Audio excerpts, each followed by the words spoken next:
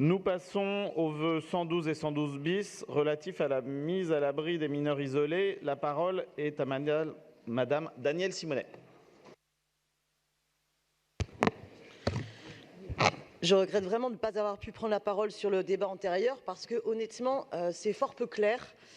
Et le fait que tout le monde puisse enfin se mettre autour de la table pour ouvrir de nouveaux lieux d'accueil des sans-abri apparaît est une évidence.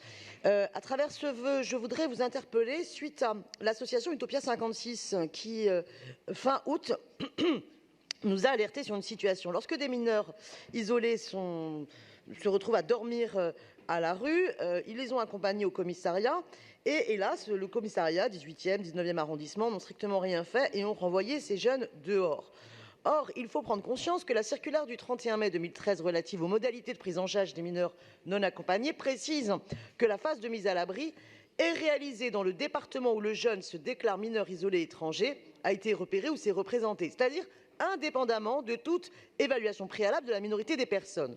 Et selon le Code de l'action sociale des familles, les services publics, les établissements publics et privés susceptibles de connaître des situations de mineurs en danger ou qui risquent de l'être participent au dispositif départemental et ces services doivent transmettre sans délai au président du conseil départemental ou au responsable désigné par lui. Qu'est-ce que ça veut dire? Ça veut dire qu'en fait, il aurait été de la responsabilité des commissariats de les envoyer directement dans les structures dépendantes du département et de l'aide sociale à l'enfance pour que les jeunes soient immédiatement mis à l'abri. Donc je voudrais, Madame Versini, que vous me précisiez ce cadre juridique. J'aurais aimé que Madame la représentante du préfet nous précise également, car j'estime qu'il pourrait y avoir une enquête auprès du préfet de Paris pour faire la lumière sur la responsabilité des agents de police dans ce genre de situation. Et je souhaiterais qu'on demande au procureur de Paris et à la CRIP, la cellule de recueil des informations préoccupantes, pour ouvrir une enquête afin de savoir si une procédure de mise à l'abri a bien été entamée par ces agents. Voilà. Et que surtout, on puisse avoir une formation de l'ensemble des agents du service public susceptibles de se retrouver face à cette situation pour que le droit soit respecté, que tout jeune mineur isolé étranger soit mis à l'abri. Je vous remercie. Merci. Pour vous répondre, Madame Dominique Versini. Oui, merci Monsieur le maire. Madame la conseillère de Paris, chère Danielle Simonet. Bon, vous le savez, je ne vous apprends rien. Depuis 2015, Paris voit arriver énormément de jeunes se présentant comme mineurs non accompagnés et sollicitant à ce titre notre protection. Je l'ai dit de nombreuses fois dans cette assemblée. En 2015, c'est 1500 jeunes qui se sont présentés pour demander une prise en charge ASE. Et en 2019, nous en sommes à 8000. 8000 évaluations que nous faisons dans le respect vraiment des décrets arrêtés et en refusant d'appliquer le décret qui nous obligerait, enfin qui nous inviterait à orienter les jeunes préalablement à la préfecture de police.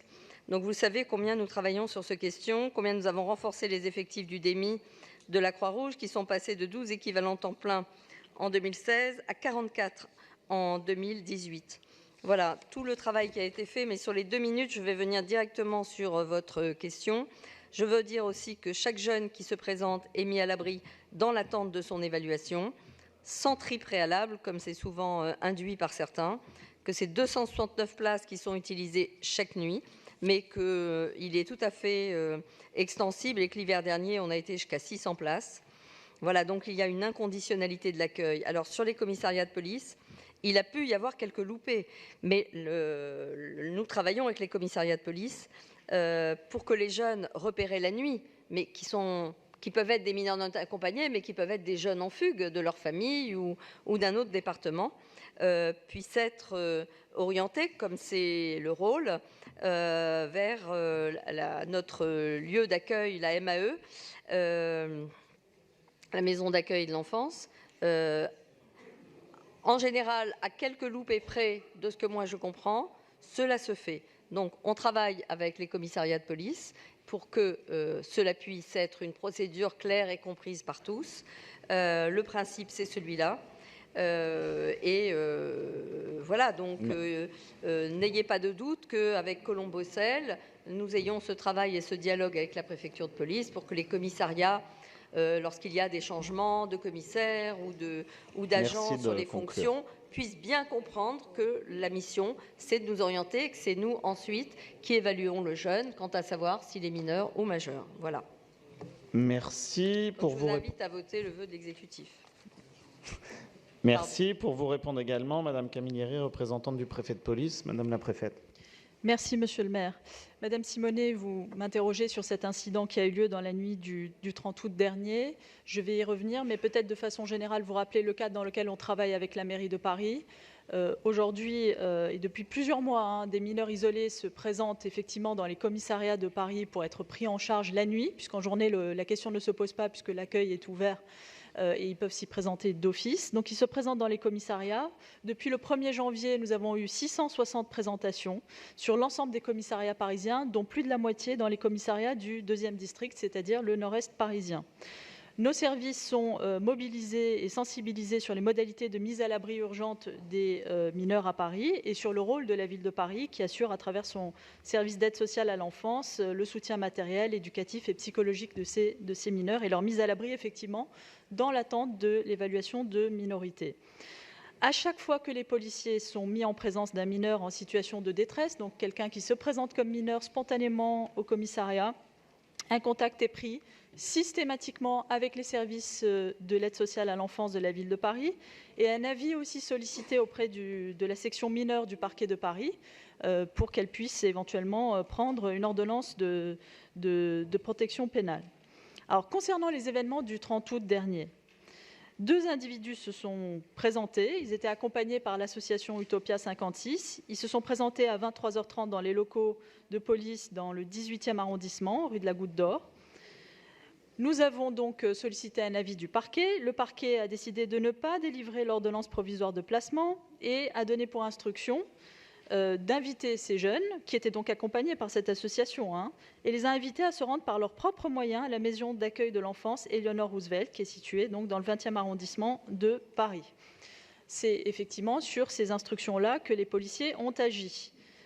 Ce n'est pas ce qui se passe d'habitude. D'habitude, ce sont les policiers qui accompagnent, et je précise en dehors de tout cadre réglementaire qui les y oblige, les accompagnent jusqu'à la maison d'accueil de l'enfance. Et comme nos policiers, notamment dans le 2e district, sont fortement mobilisés sur des missions opérationnelles de police-secours notamment, il arrive que ces jeunes soient obligés d'attendre pendant plusieurs heures à l'accueil du commissariat. Et donc, comme nous convenons tous que ce n'est pas forcément une situation satisfaisante de laisser des mineurs qui se présentent en tout cas comme tels patienter des heures dans un accueil de commissariat pour être ensuite pris en charge par des policiers pour être emmenés dans un service d'accueil. Nous travaillons déjà depuis quelques mois avec la ville de Paris pour améliorer le processus et faire en sorte que l'ensemble des droits de ces mineurs soient évidemment respectés, mais aussi que les conditions d'accueil et les heures d'attente soient réduites et qu'ils soient pris en charge encore plus rapidement la nuit. Donc je pense que là-dessus, il n'y a aucune matière à polémique et que nous travaillons parfaitement ensemble